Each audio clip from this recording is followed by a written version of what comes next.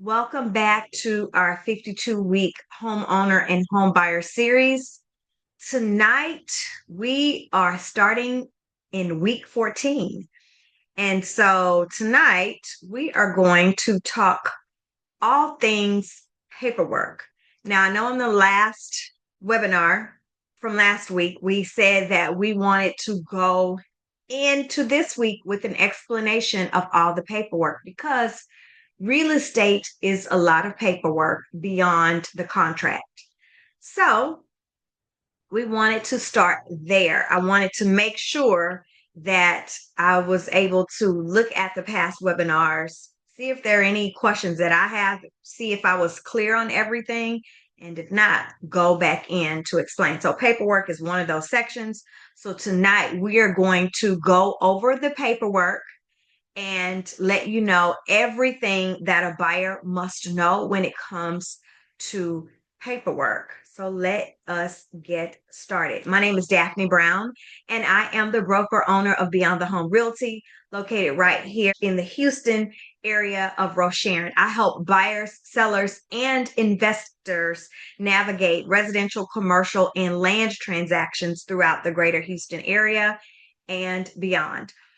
Over the past 13 weeks, we've walked through the appraisal, the inspection, what you should look for when you're looking at a home, how to prepare, credit, all of the things. And so we're just continuing the momentum and moving forward so that by the end of this year, for home buyers and home sellers, you will know all there is to know about a real estate transaction and be able to go into the real estate transaction, whether you are purchasing a home or selling your home or doing both simultaneously.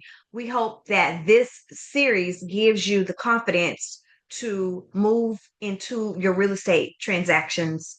I know paperwork can feel overwhelming. I definitely know that all too well, especially when you're buying a home. It just exacerbates it and takes it to another level. But the truth is, every document in a Texas real estate transaction exists for a reason.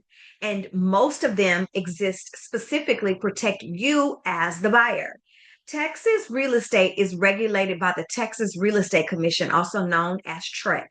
And TREC sets the rules for how agents and brokers must operate, what forms must be used, and when they must be provided.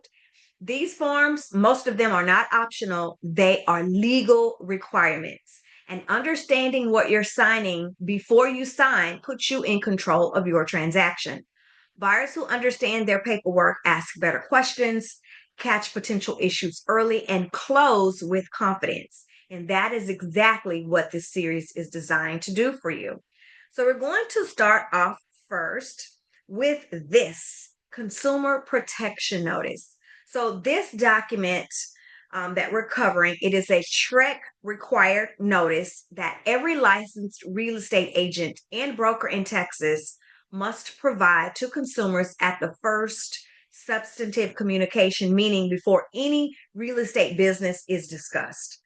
This notice tells you who you're working with, how to verify their license, and most importantly, it tells you how to file a complaint with TREC if you ever feel that your agent and beyond your agent, once you get into a real estate transaction, you'll run across agents, inspectors, appraisers.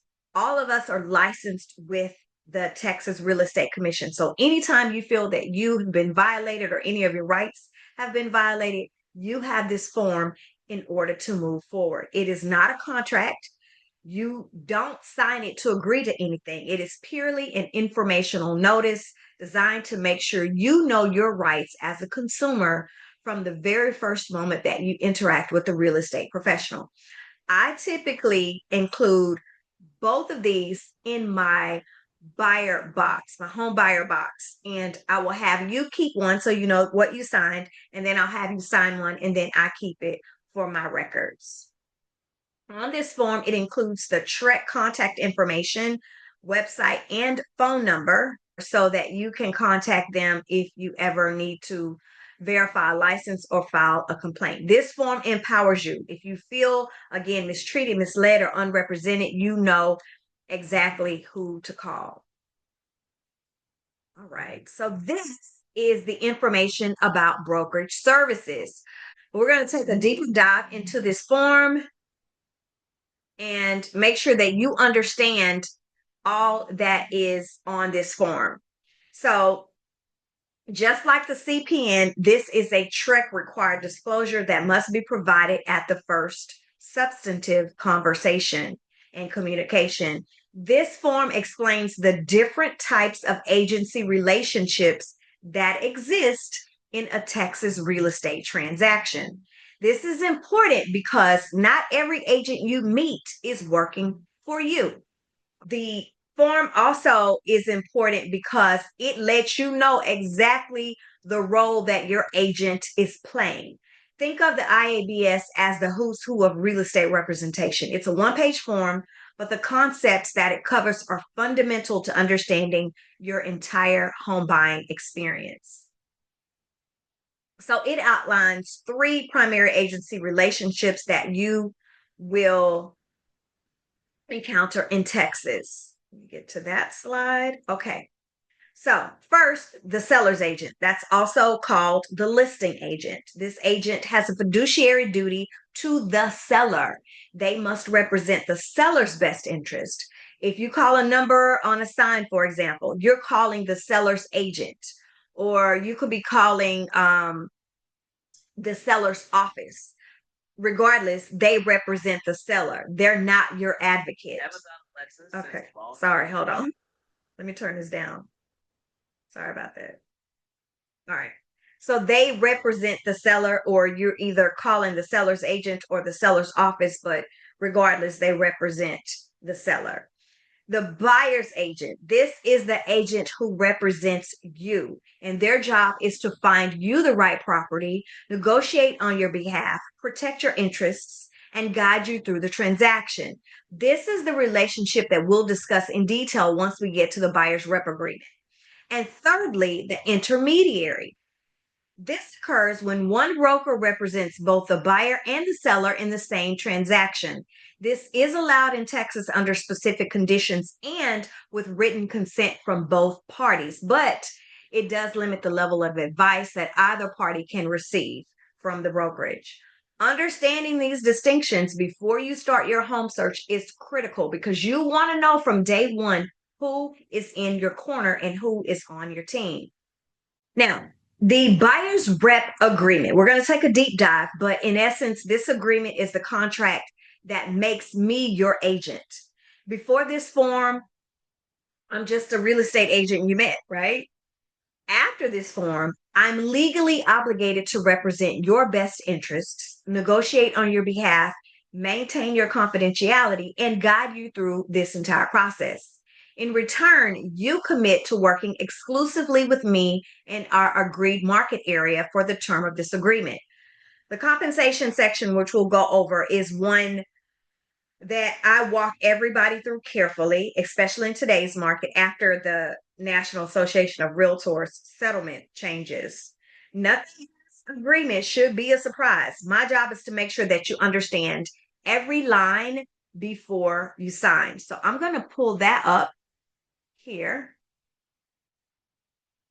Now, this form has a long form and a short form. I like to use the long form. We're going to go over the long form because it's covered in the short form. If you understand the long form, you'll definitely understand the short form. So here it is. And this form is, like I said, a protection. A lot of the paperwork that you see, it is your protection to understand who's working in your corner. So it has a start date and an end date. So you'll see that here. Okay, this agreement begins on and ends at 11:59 on. Okay, the typical agreements range from 30 days to 6 months, depending on your timeline of when you are going to make a move. I typically set my buyer's rep agreement for 6 months. Sometimes, if a buyer is building, I will do a year because that gives us time to build a home and then a little extra time so we don't have to do an amendment if we do it for a shorter period of time and we're continuing to work together. All right. So in this area, the market area, it is defined by for example, the greater Houston metro area, or your realtor can just list counties, specific counties. This matters if you're searching across multiple markets. So for me, I typically will put the greater Houston metro area in that section, but that is page 1. And then we're gonna open this up.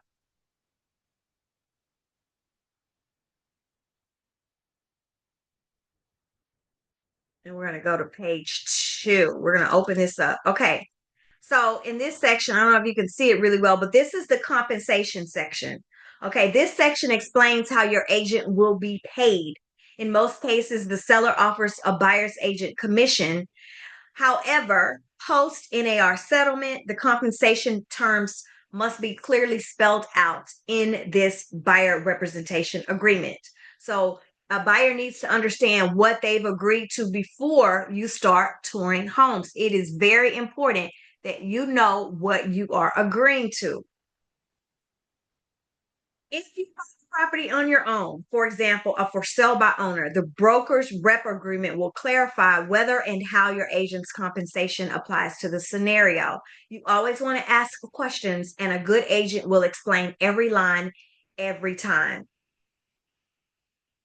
You have the right, and this gives you that, to a dedicated, loyal person, realtor that represents you.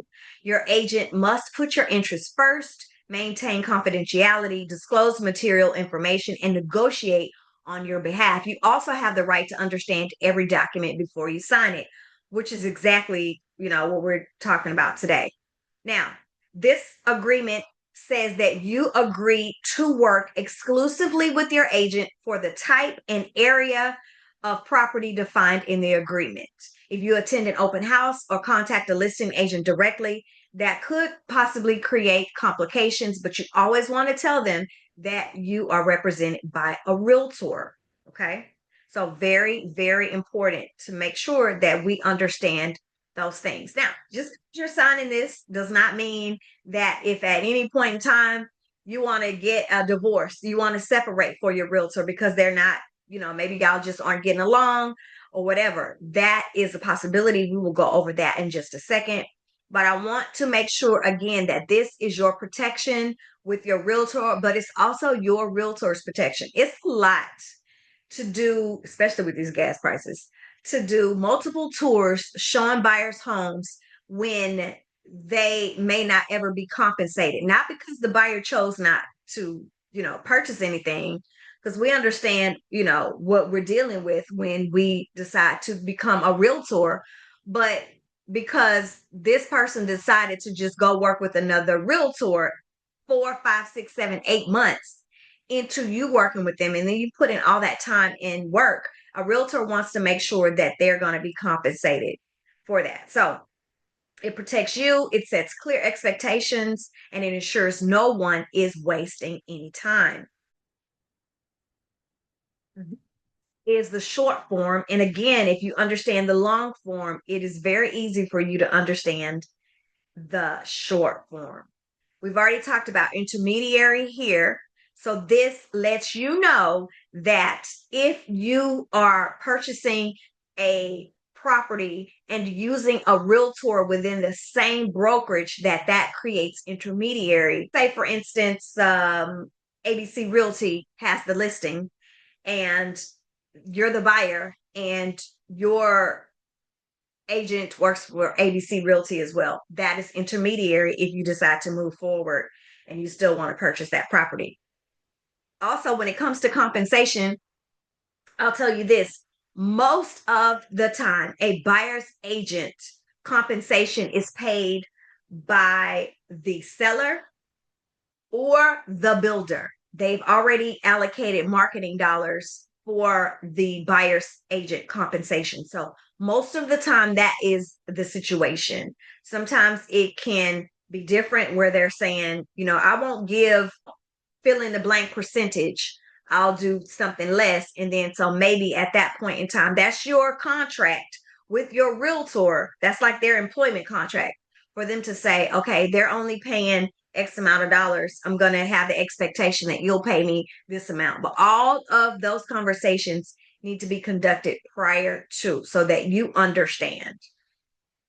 Now, we're going to move on to the termination, because again, we said, what if you have the question of, what if I don't want to work with this realtor? What if, we just not meshing, right? What if I want to get a divorce? All right. I believe an informed buyer is a protected buyer. So if at any point during, I'm going to speak for myself, our agreement, you feel it's not working out, the right thing to do is to come talk to me first, because most issues can be resolved through communication.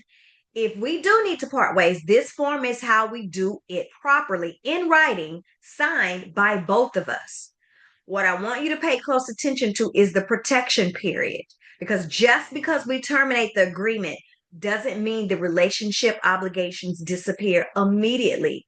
If I showed you a home during our time together and you go back and buy it after we parted ways, I'm still owed a commission. Okay.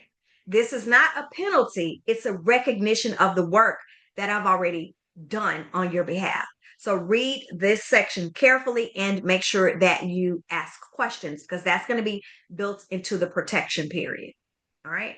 But once this is signed, this is how you do it. It's a one-page mutual release used when a buyer and the brokerage decide to end their relationship and end their buyer tenant representation. Okay. Before the natural expiration date. It is required.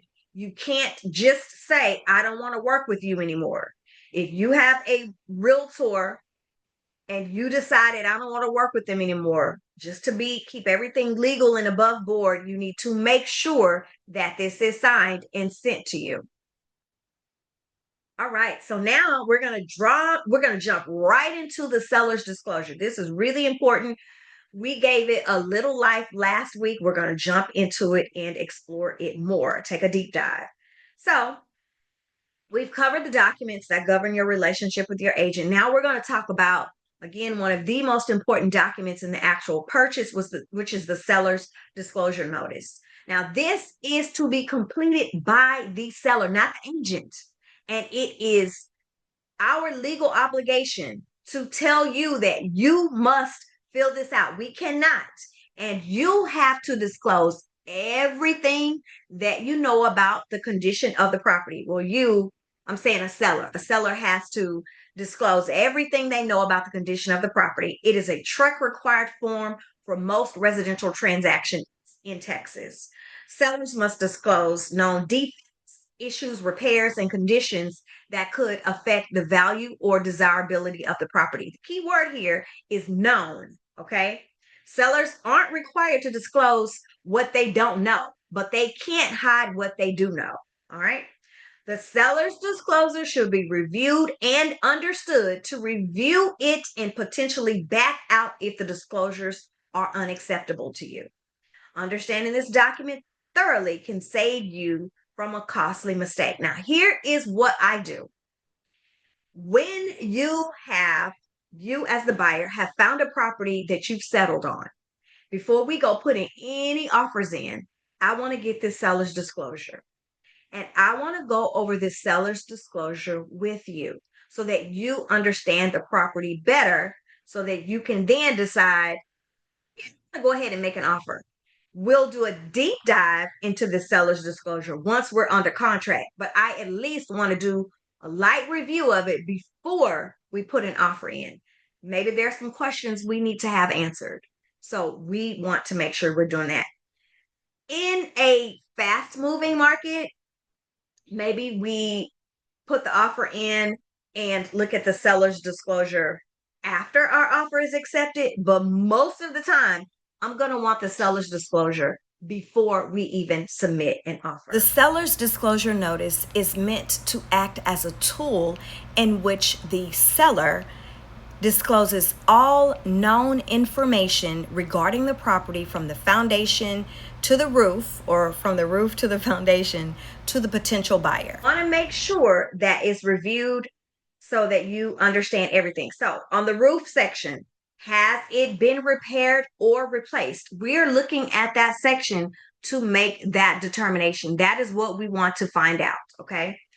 If it has been repaired or replaced, when? Are there any known leaks?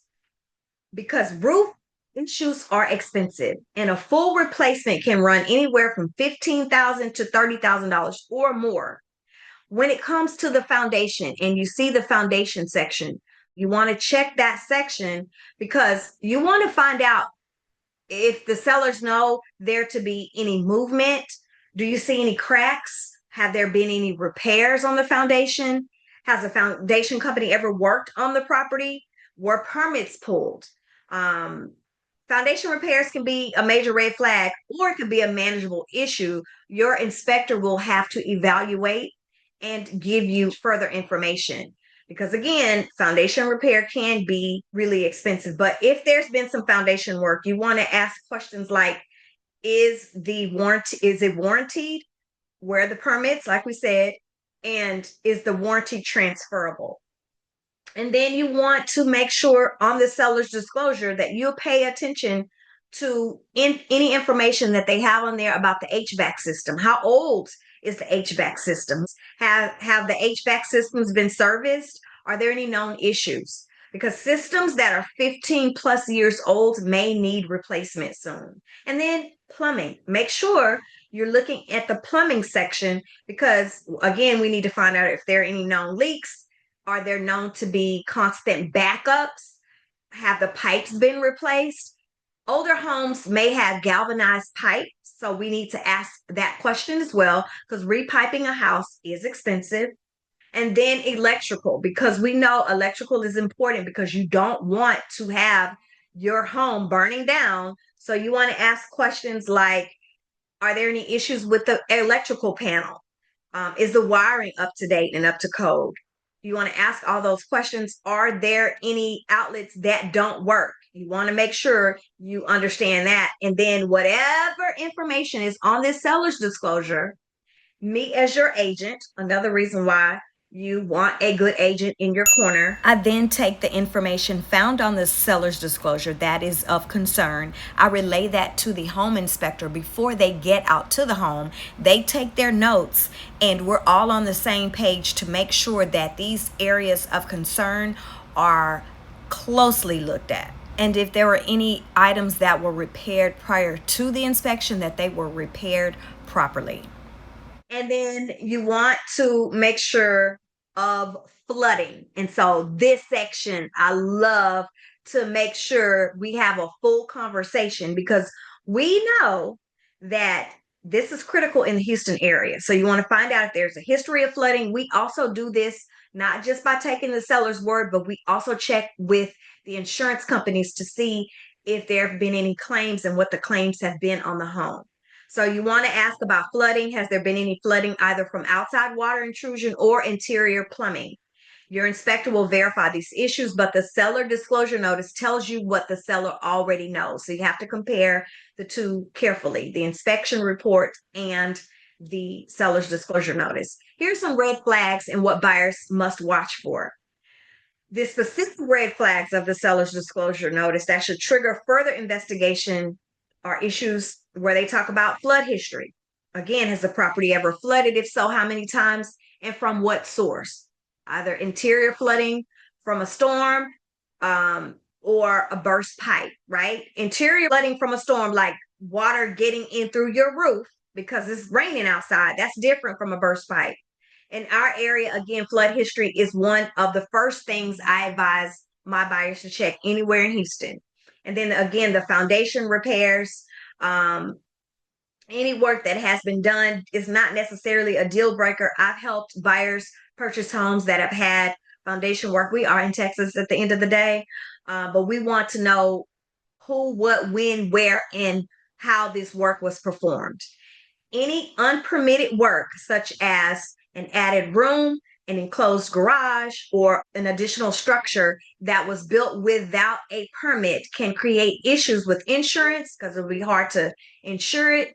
It also could create problems with getting financing and future resale of the property. Also, if you are a buyer, make sure that you tap into, your agent is going to help you, into whether or not the property has any history of issues with the HOA. If there are any outstanding issues with the HOA, typically they come up during title, and title is able to see that, hey, there's a cloud on the title by HOA because they have this going on the home. But you want to double check to make sure that there are no issues, because any pending assessments, violations, or disputes with the HOA becomes the buyer's problem after closing.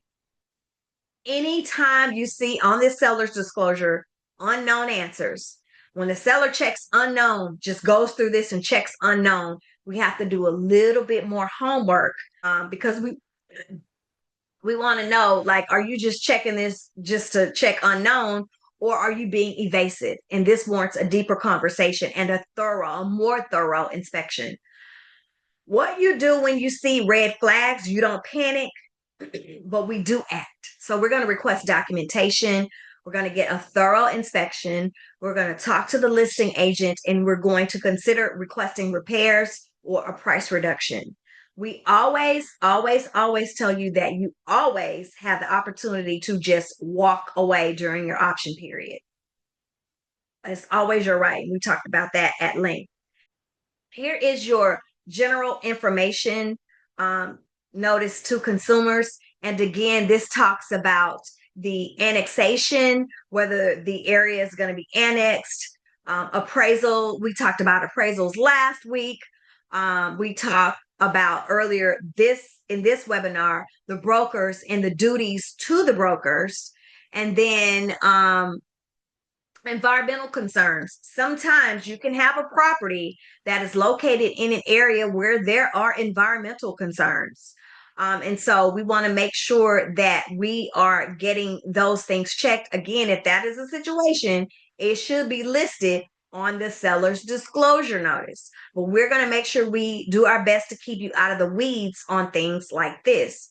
So these are all forms that are going to be required. Now, this general information notice to consumers, it's an educational notice, it's not a contract, okay? And it's designed to make the buyers fully informed about the key topics that affect their purchase. Topics covered on this are going to be, again, transaction process reminders, all talking about the option period, right? And making sure we don't step outside our option period, making sure that we are keeping your earnest money protected.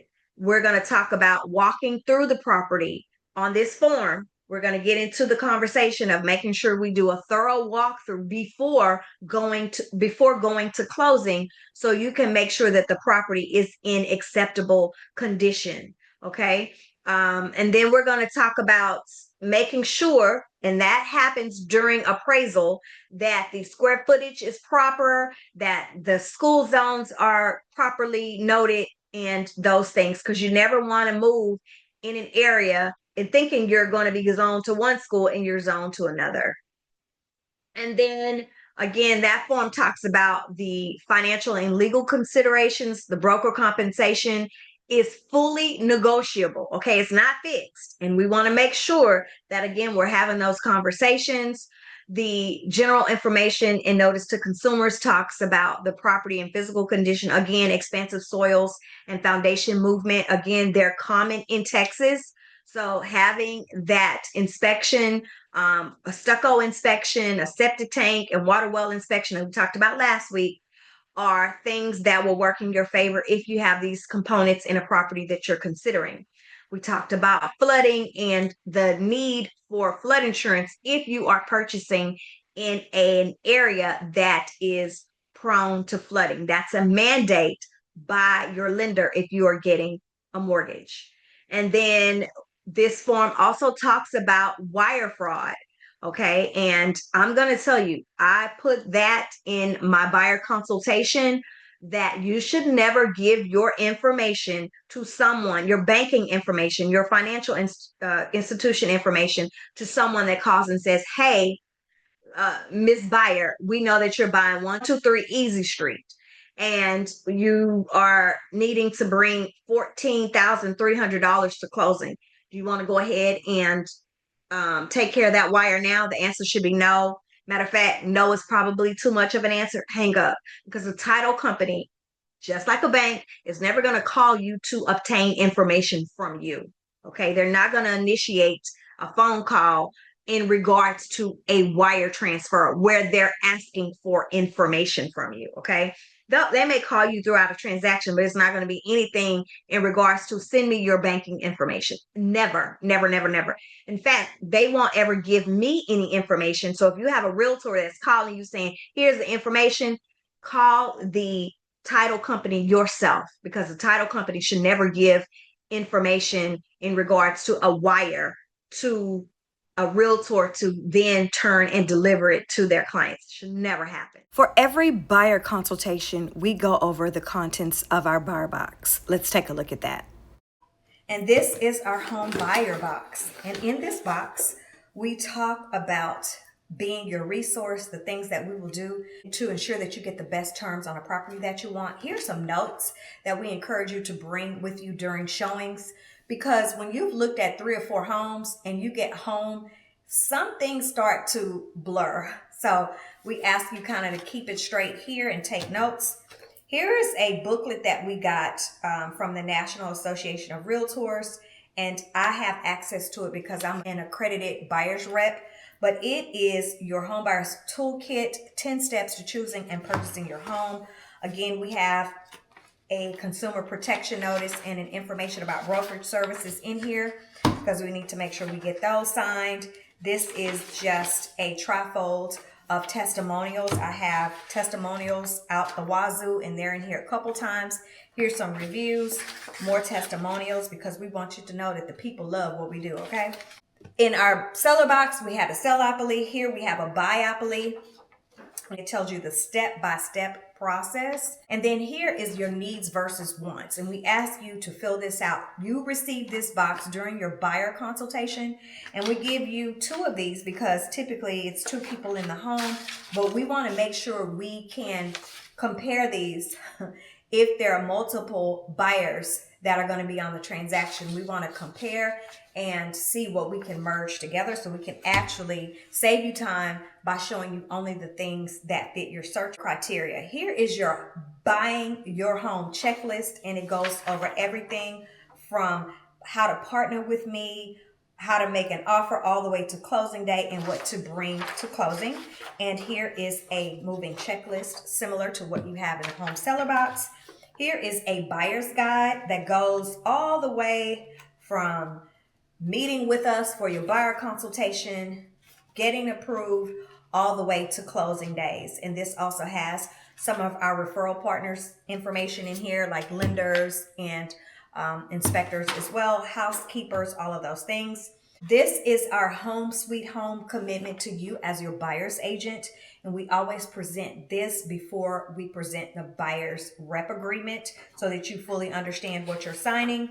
Here are some perks of using a buyer's agent. We earn our money. In most cases, really good realtors earn their money. They just don't show up to collect a check. So in here, you have some things to help you understand your needs, how to make an offer, and things like that.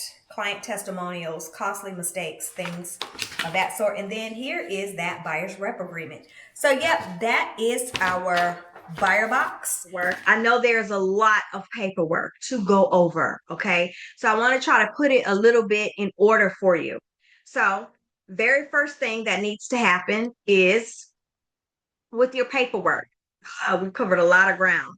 So step 1 is to contact your agent, and you're going to receive a consumer protection notice and an IABS form at the very first substantive conversation, okay? And you'll learn who your agent is and what type of representation is available to you. Then 1A is the buyer consultation.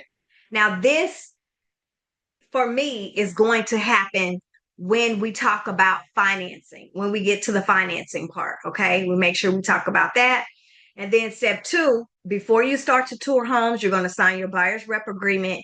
Your agent is now officially in your corner, committed to you and to finding you the property and negotiating the best terms. Step 3, find the property, ask for the seller's disclosure notice for review before going under contract in most cases.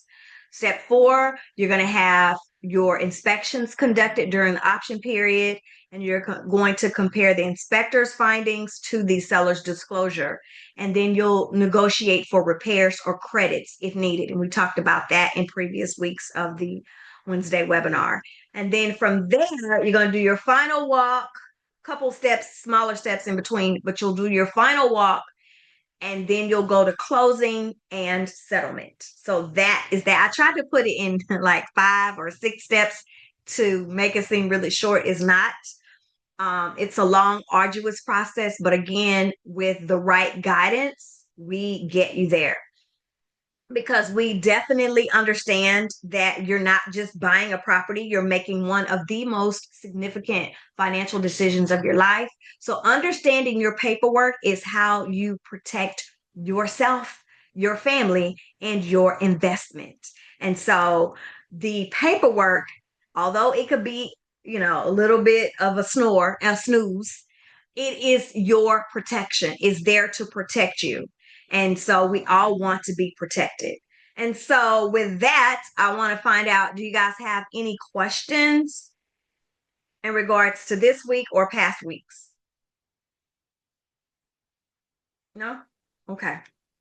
All right. So next week, we're going to pick up where we left off last week. Again, I just kind of wanted to not really interrupt the series because we're keeping it going, but I wanted to put a pause on it for a second so I can make sure that there aren't any lingering questions. And because real estate is like math, right? So you have to understand addition and subtraction before you can understand multiplication and division, right? And so you can't jump straight from addition and subtraction into fractions and you don't understand multiplication and division. So one leads to the other. And so I wanted to make sure that we spin the block and came back to understand the paperwork, because we're just going to be referencing this as we move forward. And so with that, if you guys don't have any questions, please remember that you can always invite anybody at any time to join us every Wednesday for the entire 2026 year at 7 p.m. We start promptly. And I want to remind you guys that for all of your real estate needs, we are always ready and willing to enable you to find your way home. Till next Wednesday, guys. Bye-bye. Don't forget, we've created a playlist to house all of our Wednesday webinars. You can replay them here or simply catch up.